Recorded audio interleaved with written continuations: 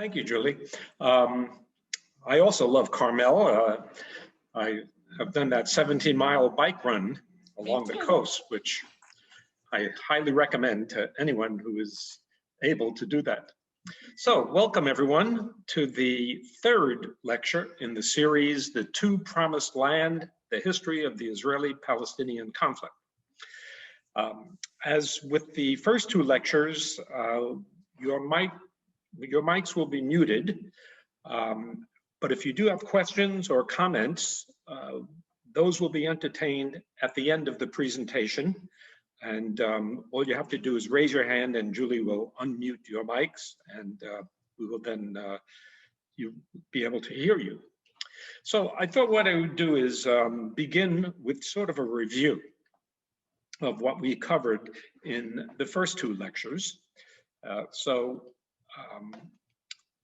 Remember, Israel was established as an independent state in 1948, and almost immediately 5 Arab nations declared war against the new Israeli state, and Israel was able to not only survive the war of independence, but to actually enlarge some of its territory.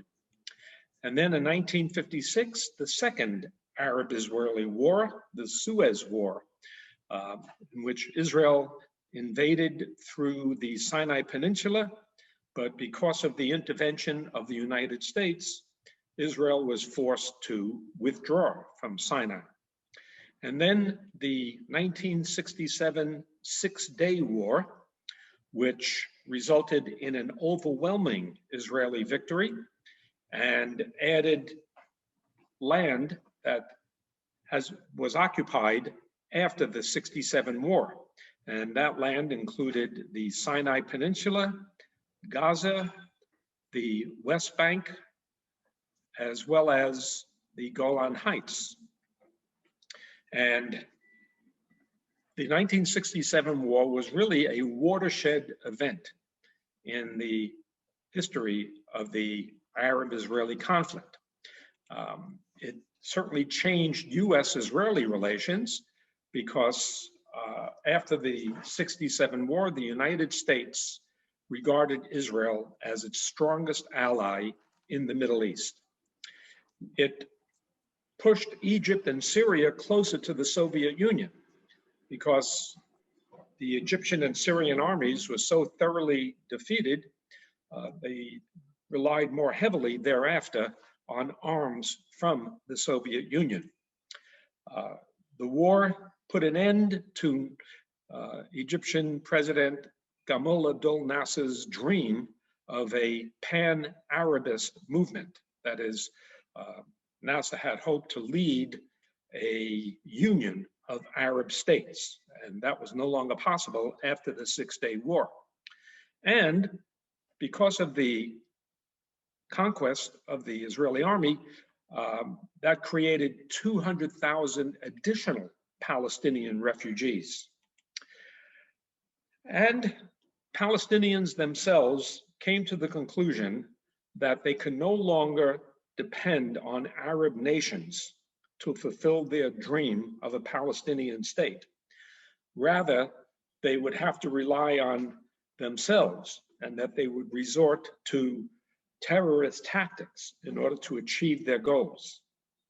And finally, as a result of the Six-Day War, world opinion began to turn against Israel.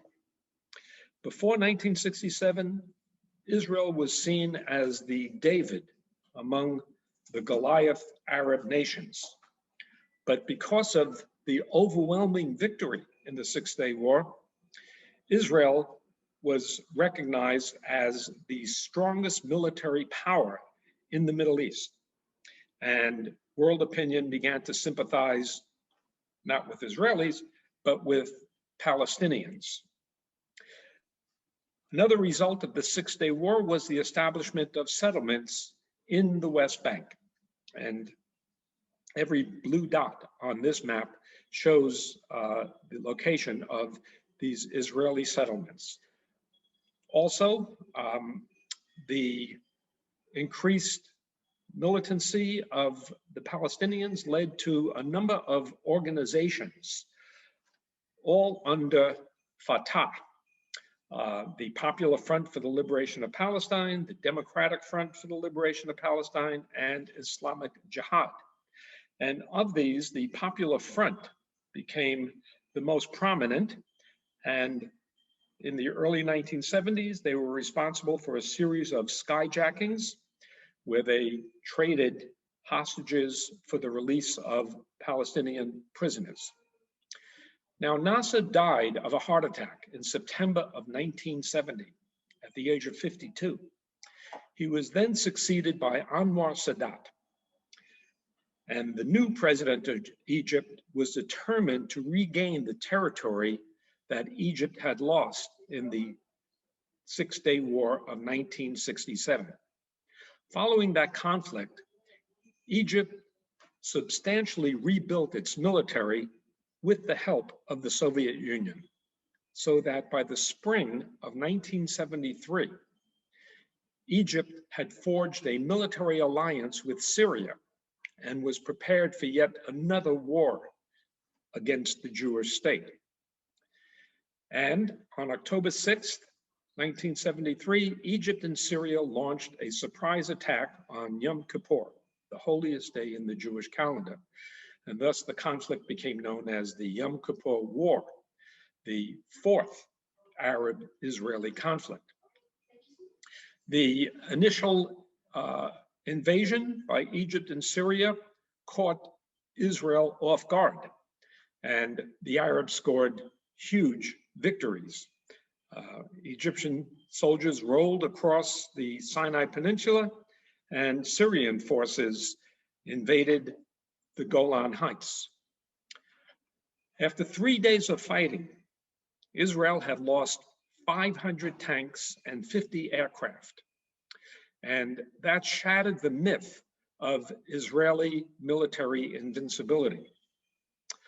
Although stunned, Israel gained the initiative largely because of a massive airlift of American military equipment. Now, just as a sidelight to this, Nixon was president, and Henry Kissinger was his foreign policy advisor, and then became Secretary of State. Kissinger, who was Jewish, was somewhat reluctant to aid Israel in its moment of crisis, because Kissinger reasoned that if Israel was seriously weakened by this Yom Kippur War, then the United States would play a bigger role as a mediator. But Nixon overrode Kissinger, and it was Nixon's decision to send massive military aid to Israel.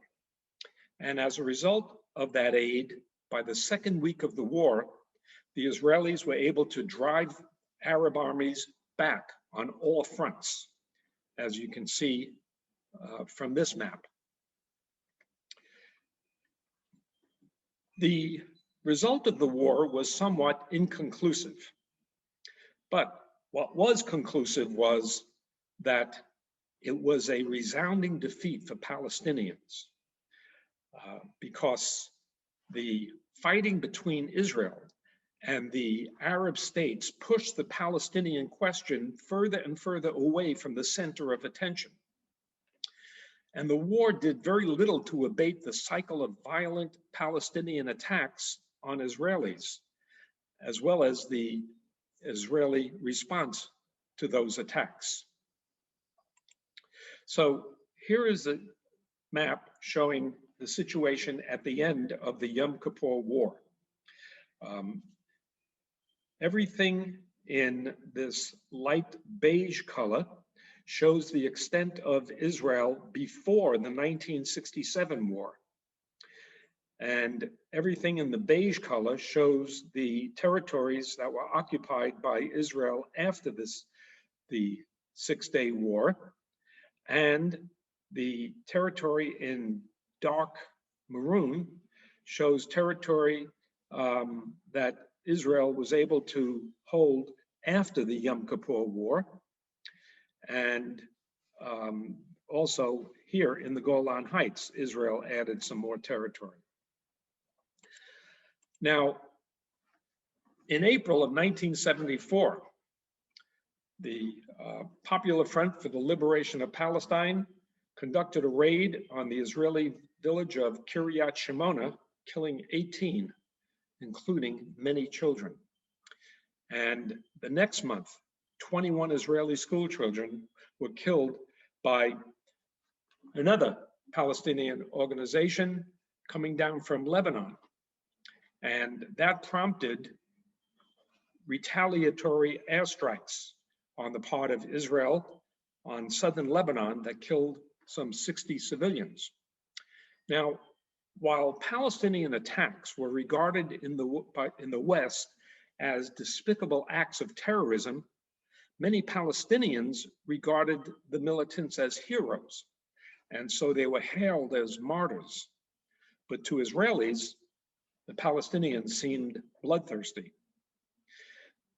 Palestinians considered themselves a desperate people, oppressed by a cruel and overbearing Israel, and that in such circumstances, any tactic was permissible, they maintained. Now, a major problem for those Palestinians seeking peace with Israel was that Palestinian leadership was so fragmented. Although Arafat and his PLO claimed to speak for all Palestinians, he failed to exert authority over dozens of breakaway factions among Palestinians. And Arafat refused to condemn terrorist acts. He told his followers that he was committed to the destruction of Israel. Now, when Jimmy Carter was elected president in 1976, he became the first American president to acknowledge the suffering of the Palestinian people. Soon after taking office, he declared that the Palestinians should have a homeland, and the State Department called on Israel to withdraw from the land it had seized in the 1967 war. In the fall of 1977, Egyptian President Anwar Sadat announced that he was willing to go to Jerusalem to talk to Israelis directly in hopes of returning the Sinai Peninsula to Egypt. In 1978, Carter invited Sadat and Israeli Prime Minister Menachem Begin to Camp David, the presidential retreat in Maryland. And for 2 weeks that summer, the Israeli and Egyptian leaders negotiated with each other, and Carter himself served as an intermediary, prodding the two sides to come to some agreement. On numerous occasions, Begin was so frustrated with the negotiations that he packed his belongings and he ordered a car taking him to the airport. He was going to break off talks. And Carter interceded, pretty much begging Begin to remain. Now, although Sadat's principal objective was to regain the Sinai Peninsula, he also hoped to get Israel to agree to a full withdrawal from the other territories taken in 1967, from the Golan Heights, from the Gaza Strip, and from the West Bank. Another of Sadat's objectives was to resolve the issue of Jewish settlements in the occupied territories. And he conveyed the message to Palestinians that he was negotiating on their behalf. But the result of this were the Camp David agreements, or the Camp David Accord, which did not result in a Palestinian state, much to the dismay of Palestinians. The accord stipulated that Israel would withdraw from the Sinai Peninsula, which would then be returned to Egypt, and that was Sadat's primary objective. In exchange for that, Egypt promised to recognize Israel and to restore diplomatic relations with the Jewish state. And that ended a 31-year state of war between the two countries. The war that broke out in 1948 was ended with a truce, but not with a peace treaty. So Egypt did not recognize the state of Israel until the Camp David Accords. But Camp David failed to address any outstanding issues related to Palestinian demands. And so nothing was said about the status of Jerusalem, or the right of Palestinian refugees to return, or the withdrawal of Israel from the West Bank and Gaza. And so for Palestinians, their worst fears were confirmed. To them, the Camp David Accord proved that their fellow Arabs would put their self-interests ahead of any concerns for the Palestinian people. And so they regarded the Camp David Accord as an Egyptian sellout. And that brought a wave of sympathy throughout the Arab world for the plight of Palestinians. And so, consequently, the agreements reached at Camp David were rejected by all Arab countries other than Egypt, and they were rejected by the PLO. Now, for his willingness to cut a deal that benefited Egypt alone while leaving Palestinians under Israeli occupation, Sadat was vilified throughout the Arab world. And in 1981, he was assassinated by Islamic extremists who were partly motivated by outrage over his dealings with Israel. And now we get to the 1980s. Events in the 1980s made peace between Israelis and Palestinians even more unlikely. Throughout the decade, the Israeli government was dominated by the conservative Likud party. And that party followed policies of confrontation and containment of Palestinians. In 1980, the government annexed all of Jerusalem to the state of Israel, and that infuriated Palestinians even further. Israel's right-wing government drew support from two groups, from Sephardic Jews and from religious groups. Sephardim Israelis, largely from other parts of the Middle East, were inclined to be less tolerant than Ashkenazic Jews. They came from oppressive cultures where they had to fight to survive. And they joined up with Orthodox and ultra-Orthodox Jews to create a powerful political bloc determined to expand Israel's boundaries at the expense of Palestinians. Now, this rise of a powerful right-wing bloc had two serious consequences. It divided Israeli citizens between hardliners on the right and liberals on the left. And it drained away international sympathy for Israel. Throughout the 1980s, the government did very little to placate the rising frustration of Palestinians in the territories occupied by Israel. The Israeli government supported the establishment of additional settlements in the West Bank and Gaza. And the proportion of the West Bank under direct Israeli control rose from about 1/3 in 1983 to almost 90% by 1988. So consequently, the decade of the 1980s witnessed Palestinian terrorist attacks indiscriminately against civilians in Israel. And those attacks were followed by Israeli crackdowns that included censorship, curfews, the use of live ammunition against Palestinian protesters, and the bulldozing of houses of those involved in anti-Israeli activity. But whereas the terrorists were accountable to no one, Israel was a democracy, is a democracy, and at least in terms of Israel outside the occupied territories. And so the liberal press openly criticized Israeli policies towards Palestinians. And in 1982, Army Reserve officers publicly protested what they were being asked to do in the West Bank.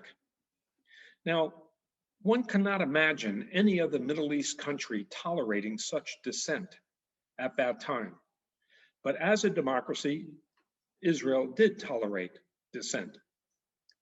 But it was in the neighboring country of Lebanon that the worst violence of the 1980s would play out. Lebanon contained a diverse collection of different ethnicities and religions that included Palestinians, Christians, Druze, Sunni, and Shia, all of whom had grievances towards each other. And into this dangerous mix came the Palestinian Liberation Organization, which had been driven out of Jordan in 1970. Remember last week I referred to Black September, when the Jordanian government expelled the PLO, and the PLO then set up headquarters in Beirut, Lebanon. Christians and better educated Palestinians resented the PLO, and the PLO behaved as if it ran Lebanon. Cross-border attacks engineered by the PLO against Israel drew violent reprisals, which led more Lebanese to oppose the PLO. But to many Palestinians, the PLO was a godsend. It provided electricity, and it ran schools, clinics, and hospitals in refugee camps, and it fostered a sense of Palestinian nationalism. Now, opposing the PLO in Lebanon was a right-wing Christian military organization called the Phalange. In the 1970s and 1980s, Lebanon slid into civil war between the Christian base in the north against the PLO stronghold in the south. When the PLO attacked northern Israel in 1981, Israel launched an all-out invasion intended to wipe out the Palestinian Liberation Organization. Israeli forces reduced Beirut to almost rubble, leaving 33,000 dead, mostly civilians. Many in the international community, including the United States, denounced what they regarded as Israel's disproportionate use of force in Lebanon. The PLO fled to Tunis, where Arafat set up new headquarters. And Israel took charge of two large Palestinian refugee camps in West Beirut, the camps of Sabra and Shatila. And Israeli forces stood by while heavily armed Christian militia forces entered the camps to weed out Palestinian guerrillas. And in the process, these militia, the Phalange, indulged in wholesale murder, rape, and mutilation. Among the 2,000 victims were Palestinian women and children. The horrific crime drew worldwide criticism and led to the resignation of Israeli Defense Minister Ariel Sharon, who was claimed to be responsible for allowing the Phalange to enter these camps and to perpetrate the massacre. Now, following the Sabra and Shatila killings, Israeli forces began to fall back from Beirut, although it would not be until the year 2000 that Israeli forces would be entirely withdrawn from Lebanon. And amid all of this, the civil war in Lebanon dragged on throughout the 1980s. You may remember that American peacekeepers were sent there in 1983, but they withdrew after a suicide bomber drove a truck laden with explosives into Marine barracks, killing 243 American soldiers. The Lebanese imbroglio brought hardline fanatical Muslims onto the Palestinian side. Some organized into Hezbollah, which means the party of God, and they had outside support from the Iranian government. So by the end of the 1980s, it was even more difficult for moderates on both sides to explore avenues of peace. Ordinary Palestinian men, women, and children in the West Bank and Gaza, tired of being ignored, decided to take matters into their own hands. And the result was what was called the First Intifada. So let's take a look at the causes of this Intifada. By 1986, there were nearly 500,000 refugees in Gaza and some 372,000 in the West Bank. By then, half the land of the West Bank was under direct Israeli control. Neighboring Arab states appeared unwilling to support Palestinian refugees. And as I mentioned, the PLO had been exiled to Tunisia and far away from Israel. Unemployment among Palestinian refugees rose fourfold from 1980 to 1985 because of economic problems in Jordan and the influx of Soviet immigrants to Israel. And those Soviet immigrants, many of them displaced Palestinian workers. So that by 1986, the unemployment rate in the Gaza Strip reached 50%. Added to this was, according to the Palestinians, repeated humiliations suffered under Israeli military command in the form of having to be subjected to body searches, having curfews imposed, having to deal with roadblocks and long waits at checkpoints.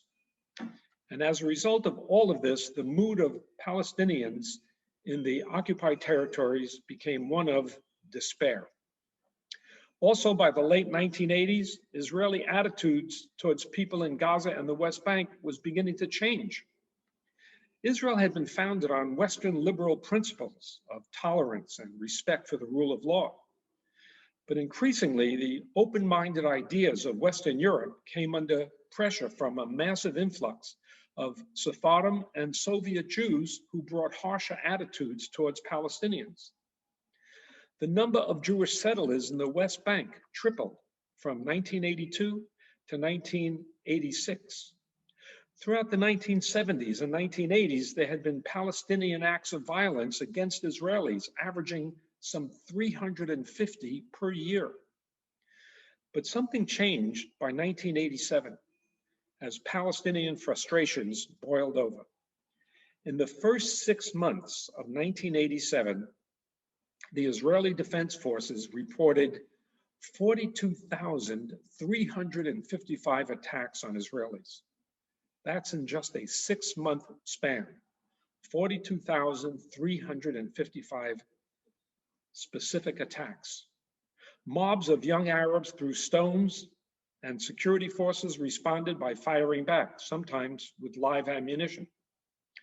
The Palestinians called the uprising the Intifada, which means shaking off. It was a widespread, drawn-out campaign of civil disobedience and constant harassment by Palestinians that lasted from 1987 to 1992. It began with stone throwing and then escalated to the boycotting of Israeli goods. Over time, it grew more violent as Palestinian leaders urged the killing of Israeli soldiers and Jewish settlers. Many Israelis regarded such acts as terrorism, while Palestinians claimed simply to be responding to what they called Israel's terrorist act of stealing their country. And this intifada hurt both sides. It's estimated that more than 1,000 Palestinians were killed during the 5 years of the First Intifada, some the result of intra-Palestinian bloodletting. That is, Palestinians who considered other Palestinians collaborating with Israel were targeted for death. The uprising shattered the economy of the occupied territories. And while far fewer Israelis were killed, Israel also suffered from the Intifada. Its international reputation struck an all-time low as the world condemned what it regarded as Israeli overreaction. And the Intifada badly dented the Israeli economy, the result of Palestinian boycotts, increased security costs, and frequent border closures that deprived businesses of workers. And the Intifada also divided an Israeli people already split by a left-right schism. Liberals thought that measures to control the occupied territories undermined Israel's value of democracy and tolerance. The political right in Israel, on the other hand, urged sterner measures to restore order and to protect Jewish settlers. By the end of the 1980s and the start of the 1990s, three developments seriously damaged the Palestinian Liberation Organization. The first was the growth of militant Islamic movements. Beginning with the Iranian Revolution in 1979 and the emergence of Hezbollah in Lebanon and the increased power of Hamas in 1987, the Islamicists challenged the PLO's secularism. The PLO was not a religious organization, but Hezbollah and Hamas, supported by Iran, were deeply religious. And they challenged the corrupt leadership of the PLO, as well as its emphasis on Palestinian nationalism. Instead, they offered a return to religious traditions and strict adherence to Islamic fundamentalism. And so fighting broke out between the Islamicists and the PLO, resulting in killings and maimings and blackmail. A second development that hurt the PLO in the 1990s was the collapse of the Soviet Union. During the Cold War, while the United States supported Israel, the Palestinians and many Arab states turned to the Soviet Union for arms and financing. But with the end of the Cold War in 1991, the PLO could no longer count on that support. And the third development that hurt the PLO in the 1990s was the first Gulf War. The PLO supported Saddam Hussein when Iraq invaded Kuwait because Saddam was one of the few world leaders to openly declare his support for the Palestinian cause. But as it turned out, support for Iraq in the Gulf War was an act of political suicide. Not only was Saddam Hussein reviled almost universally, but his cause was hopeless as well. And so Palestinians were widely denounced for their support of Saddam Hussein. But a number of factors made the year 1991 a good year to push for peace in the Middle East.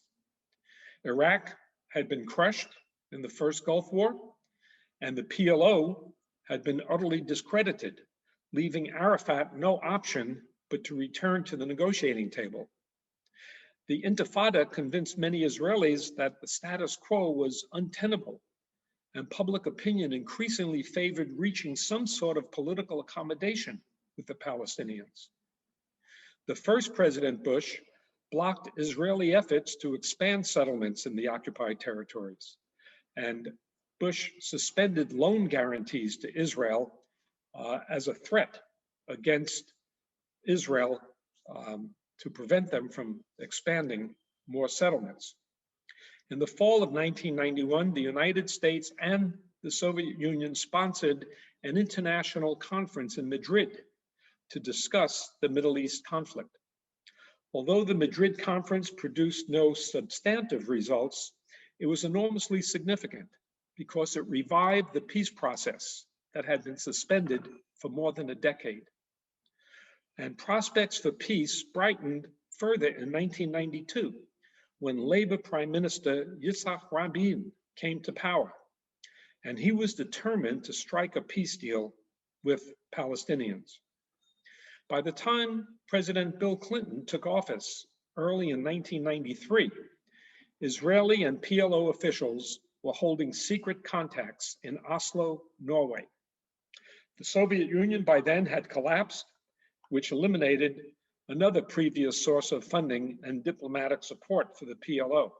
And so Yasser Arafat was desperate to cut a deal with the Israelis. He was approaching his mid-60s, and he was starting to worry about his political legacy. The meetings in Oslo produced the first face-to-face agreement between representatives of Israel and the Palestinian Liberation Organization. In October of 1993, Clinton presided over the signing of the Oslo Accords, which was an interim agreement through which Israel recognized the Palestinian Liberation Organization as the official representative of the Palestinian people. In return, the PLO renounced the use of violence against Israel and Israelis, and the PLO recognized Israel's right to exist. As a result of the accords, both sides agreed to permitting Palestinian self-rule in Gaza and in the Jericho area of the West Bank by the year 2000. The accords also provided for a 5-year interim period that would facilitate additional Israeli withdrawals from unspecified areas in the West Bank. And so Israeli Prime Minister Rabin and PLO Chairman Arafat signed the accords on the White House lawn in September of 1993. Now, if you have ever seen videos of this handshake, it was truly remarkable and somewhat hysterically funny, because Arafat refused to let go of Rabin's hand. Rabin was very reluctant to shake hands with Arafat, and Arafat, as I said, refused to let go, and it led to an incredibly awkward, uncomfortable moment. You might want to access that video on YouTube. And then Rabin turned to Foreign Minister Shimon Peres, and he whispered in Peres's ear, "Now it's your turn." Well, with this handshake, President Clinton announced that the children of Abraham had taken a new step on a bold journey towards peace. However, issues such as the status of Jerusalem, the return of Palestinian refugees, the question of Israeli settlements, water rights, security, and borders, all of those issues were left to future negotiations. Rabin, Arafat, and Israeli Foreign Minister Shimon Peres were awarded the 1994 Nobel Peace Prize for their efforts in Oslo. The PLO moved to validate its renunciation of violence with a change of organization and a change of its name. In 1994, the PLO officially became the Palestinian National Authority, or simply the PA, the Palestinian Authority. The Palestinians achieved self-governance of major cities in the West Bank, as well as over the entire Gaza Strip. Also, in 1994, Jordan became the second Arab nation to conclude a peace treaty with Israel, joining Egypt. But almost immediately, these Oslo agreements came under fire from extremists on both sides.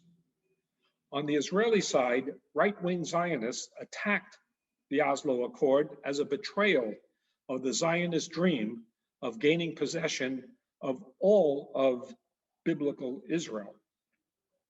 And then in February of 1994, Baruch Goldstein, a fanatical immigrant doctor from Brooklyn, slaughtered 40 Muslims and injured 300 praying at a mosque in Hebron. Then in November 1995, a young right-wing Israeli assassinated Prime Minister Rabin. On the Palestinian side, critics accused Arafat of having given away the entire store by recognizing Israel's right to exist before the creation of an independent Palestinian state could be established.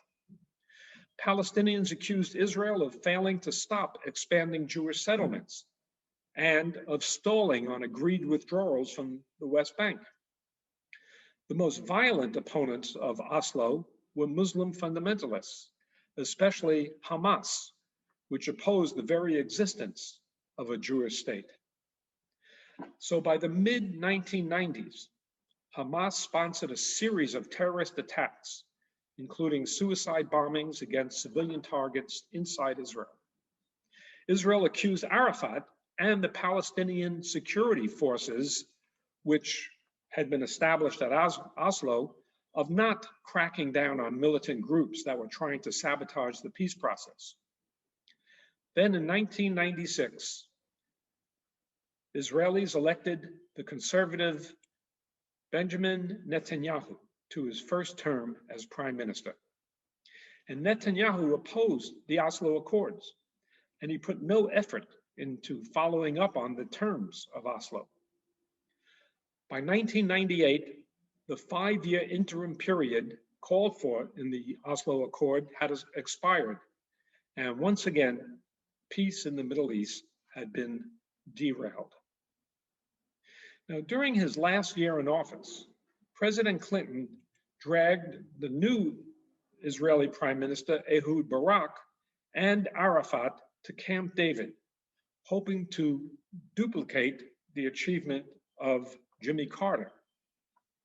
Now, Clinton was about to leave office, and in his last year in office, in 2000, he desperately wanted to go down in history as the American president who finally was able to arrange a peace between Palestinians and Israelis. Labor Prime Minister Barak offered to withdraw from Gaza and to return most of the West Bank to the Palestinians, and also to give Palestinians authority over East Jerusalem. But his offer did not include the right of Palestinian refugees to return, and Arafat turned down the deal. Meanwhile, Palestinians continued to live in overcrowded cities or in enclaves with living standards that continued to decline. The Palestinian Authority under Arafat was shown to be impossibly corrupt, and unemployment in the West Bank reached 50%. It was an explosive atmosphere that only needed a spark to be ignited.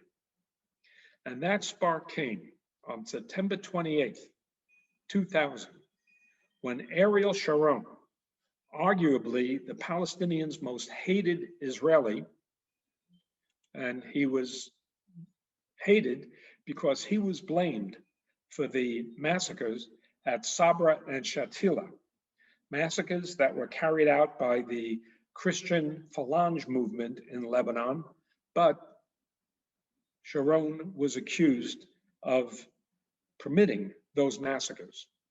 And on September 28th, 2000, Sharon, accompanied by more than 1,000 Israeli police officers, visited the Temple Mount complex, the site of the Dome of the Rock and Al-Aqsa Mosque, two of the holiest sites in Islam.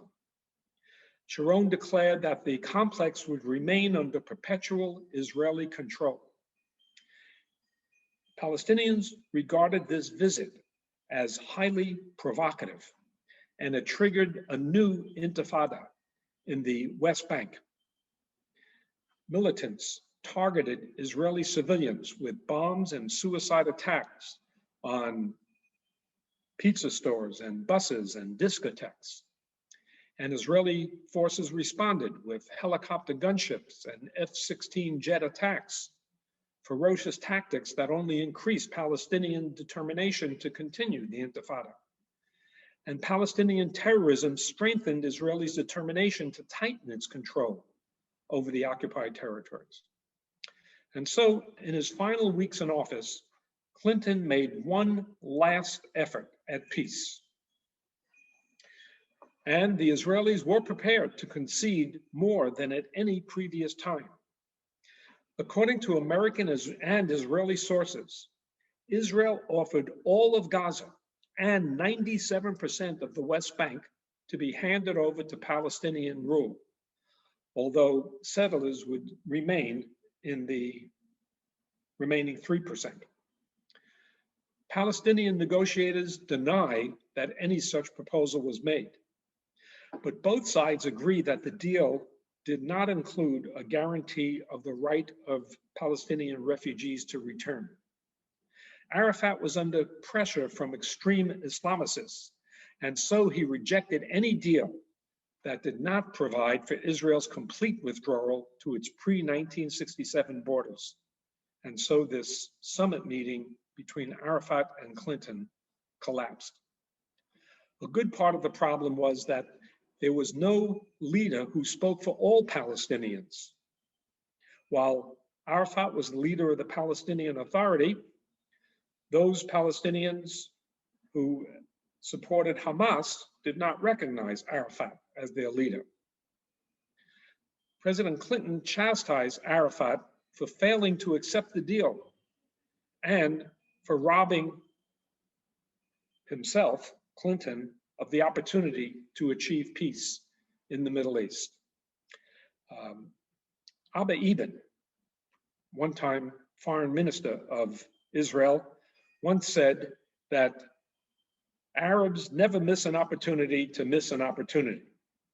And this offer by the Israeli government in late 2000 was the closest that the Palestinians could have come to establishing a Palestinian state. But Arafat turned it down. Ariel Sharon replaced Barak as prime minister in February 2001, which effectively put an end to any further peace negotiations. Then in 2003, Ariel Sharon surprised everyone by announcing a unilateral Israeli withdrawal from the Gaza Strip. In the summer of 2005, Sharon controversially expelled 9,480 Jewish settlers from 21 settlements in Gaza, as well as from 4 settlements in the northern part of the West Bank, as you can see on this map. So this map shows areas where Jewish settlements were uprooted and removed. And this disengagement plan was implemented in September of 2005. Now, Sharon's change of tactics seemed puzzling, since he was the foremost hardliner when it came to the Palestinian question. His willingness to compromise may have been prompted by his advanced age, as well as his wish to be remembered as the statesman who finally brought the conflict to an end. Also, the Second Intifada was proving very costly, both financially and in terms of human life, resulting in at least 4,000 deaths, a quarter of them Israelis. And the second President Bush administration made it clear that American financial support to Israel depended on improved relations between Israel and Palestinians. But then fate intervened. In January of 2006, Sharon suffered a massive stroke that left him totally incapacitated. And the same month, Hamas won elections that placed it in control of Gaza. And so, compromise was no longer possible because Hamas refused to even recognize Israel's existence. Now let us take a look at the toll of the second Intifada. It resulted in the worst death toll since the 1948 war. So this bar in green shows the total number of Israelis who died as a result of the Second Intifada, which lasted from September 2000 to April 2008. 1,053 Israelis died. 4,789 Palestinians died as a result of this almost 8-year-long uprising. It also resulted in the complete collapse of the peace camp in Israel. That is, those in Israel who pushed the government to come to some accord with Palestinians. Because of the Intifada, as we have seen, Sharon had replaced Ehud Barak as prime minister. And because of the Intifada, Sharon decided to build the security fence separating Israel from the West Bank. Okay, so we're going to hold up the story ending in the Second Intifada. And next week, we are going to look at the issues in the Israeli-Palestinian conflict from 2008 until this year's conflict between Israel and Hamas in Gaza. So, Julie, if you will moderate, if anyone has any questions, they can raise their hands and you can then unmute them. Any questions? Although a lot of you, I can't see your hands because you're not on the screen, so you might have to unmute yourself, but any questions? Or comments? And anybody want to ask what's next from here on today to?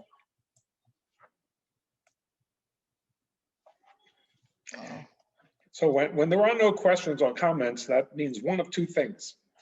Either I have clarified things so that there are no questions, or I have confused people to the point where they can't even ask a question. Don, is there anyone out there, any researcher, academic, or diplomat that says that we're going to get peace at some point or that peace is possible? That, of course, is the $64,000 question. Mm-hmm.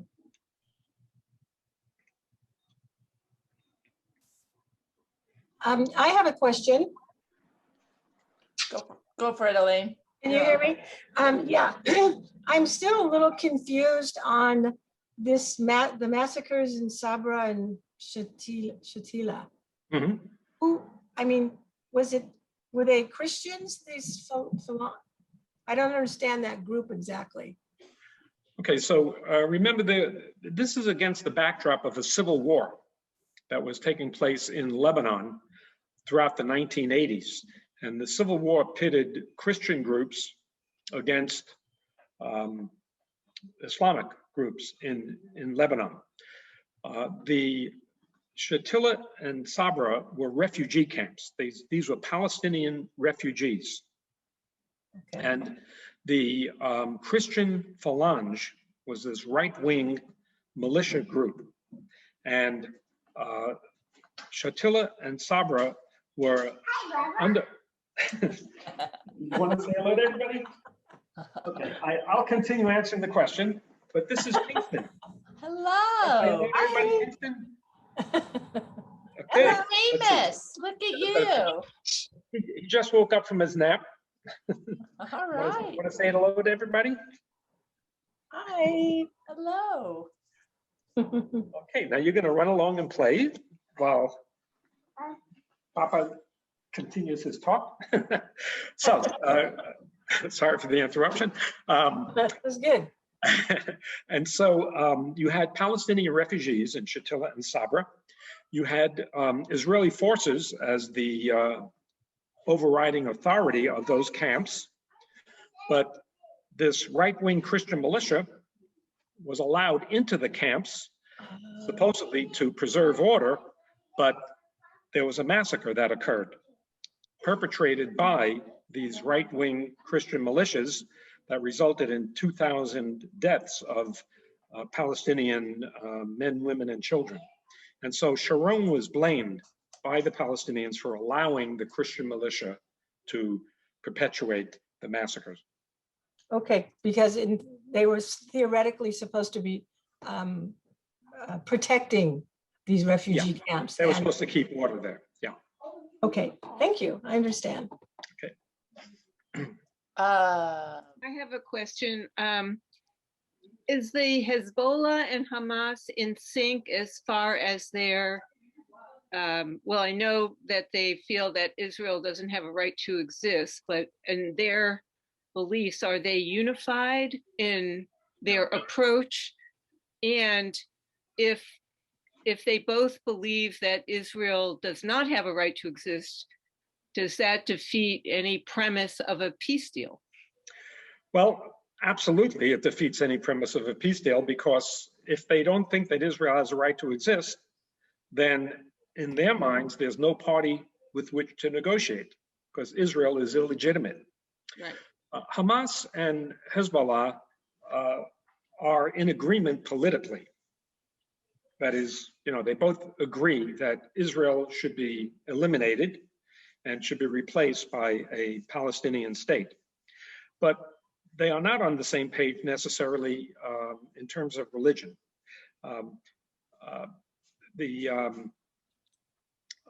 Hezbollah is a Shiite movement, and it gets most of its support from Iran, which is also Shiite. Hamas also gets support from Iran, but Hamas has a larger Sunni element than Hezbollah. But as far as Israel is concerned, there's very little difference between Hamas and Hezbollah. They're both extremist organizations that refuse to accept Israel as a legitimate state.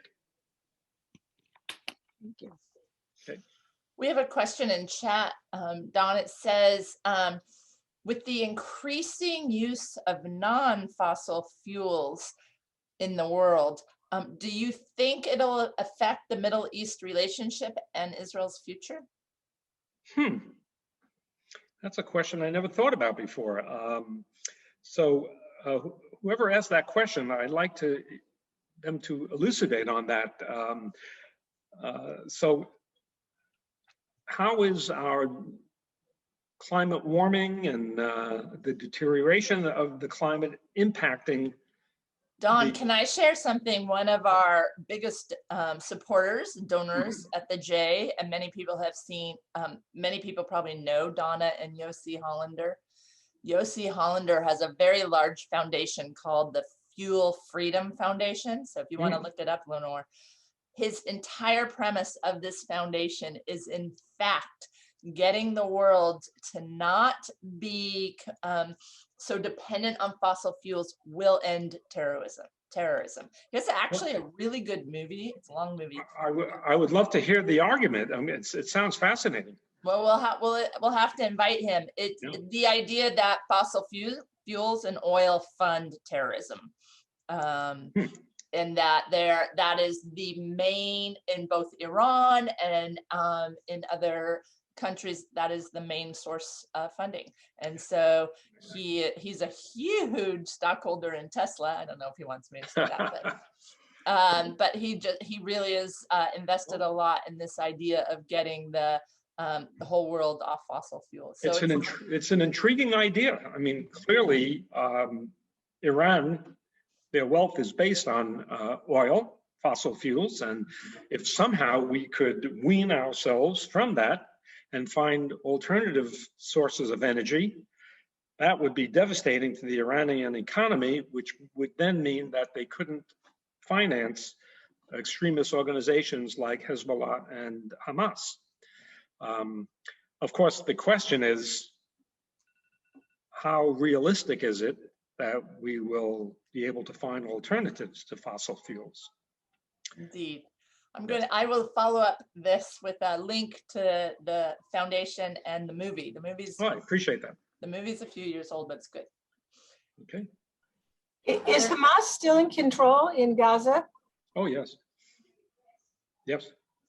and the West Bank? Not in the West Bank. In the West Bank, it's the Palestinian Authority. I mean, there are some in the West Bank who support Hamas, but the governing body of the West Bank is the Palestinian Authority Okay, thank you. under Abbas. Lenore is adding some comments on the fuel one. She's always heard that disturbances in other parts of the world, such as rural Africa, do not have big stakes like oil as a motivating force for larger countries supporting the oppressed people. Mhm. So, Okay, thank you. Interesting comment. any other questions on the history of this long, convoluted conflict? Julie, I would just respond to your question. You asked if there's anybody out there who believes that there's peace possible. And I don't know the academic world like Don does, but I do know that there are a lot of grassroots efforts on the people-to-people level. And it, like in any battle or in any issue of confrontation, civil rights or feminism or whatever social battles have taken place in whatever continent, as long as there are grassroots people who are striving to find solutions, there is hope. I'm not saying it's academic, Right. but Yeah. Odlo avda tikvatenu. We have not yet lost our hope. That's been the Jewish theme. It's been the theme of every people. So I hope that there are some academics and some analysts who feel that there is hope, but hope is not lost. Well, I appreciate your optimism, and there certainly is not unanimity among academicians whether peace is possible. And there are a sizable number of scholars who agree with you that, that we should not assume that peace is impossible, that we must keep working towards it. So I'll be addressing some of that in next week's presentation as we bring it up to the more present period. If you look at examples like Israeli hospitals treating the victims of the Syrian civil war, or if you look at the cooperation of Israeli doctors treating children from Gaza, or all of the educational and entrepreneurial efforts that have taken place, I think it's testimony to the fact that there is ultimately hope. But of course, if there ever is going to be an overall peace, the obstacles have to be surmounted, and the obstacles are considerable. One of which is, in order for there to be peace, in order for there to be effective negotiations between Israelis and Palestinians, the Palestinians themselves have to get their act together, because right now, who would Israel negotiate with? Hamas and the Palestinian organization are at loggerheads with each other. There's a crisis. There's clearly a crisis of leadership. We had a crisis of leadership in Israel for the past few years, which now we have an attempt to circumvent.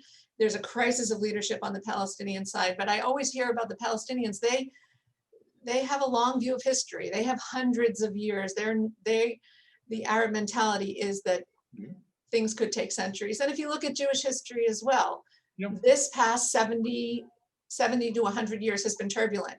But in a history of a people that is more than 3,000 years old, it is possible that we can overcome the obstacles. Mm-hmm. Yeah, I agree. I agree. So, Well, let's leave it on that note. Okay. On a